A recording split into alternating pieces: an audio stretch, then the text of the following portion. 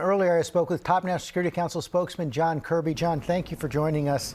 Spell out the president's mission as he heads to the Middle East. Really two things that are really primarily on his mind. First is making sure he gets an update from our Israeli counterparts about their plans, their intentions, how things are going on the ground, and make sure that he conveys a strong message of continued support for their Israeli defense forces and their ability to continue to prosecute these operations against Hamas. And number two, it's really on the humanitarian front, and he'll be hitting that not only hard while he's in Israel, but when he goes to Amman, Jordan, and speaks to President Sisi of Egypt, President Abbas of the Palestinian Authority, and of course King Abdullah, all focused on making sure that humanitarian assistance can flow in and that people who want to leave can get out. And obviously, he's going to be very focused on the hostage situation, particularly those few American hostages that we know are being held by Hamas. This is a hot zone. How concerned are you for the president's safety?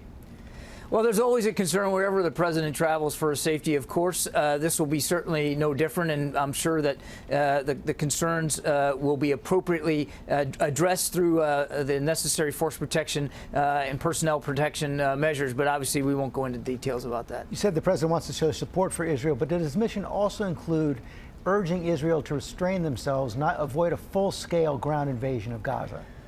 Well, look, we're not getting into dictating operational terms to the Israelis. They have every right to defend themselves and to prosecute Hamas. But that said, George, I mean, since almost the very, very beginning here, we have been talking about how important it is for democracies like Israel and the United States to stand up for the law of war, to respect innocent civilian life, unlike Hamas. So this is a foundational element of the discussions that we've had with the Israelis for forever, and we'll continue to do that going forward. Would the United States like to see the hostages released before any ground invasion? Is that where the negotiations are right now? We'd like to see the hostages released right now, and they ought to be. Hamas just let everybody go, but we're working hard to secure their release. Honestly, it's as soon as possible is the time frame that we're focused on. What does the end game look like here? You know, let's assume Israel does take some kind of operation inside Gaza.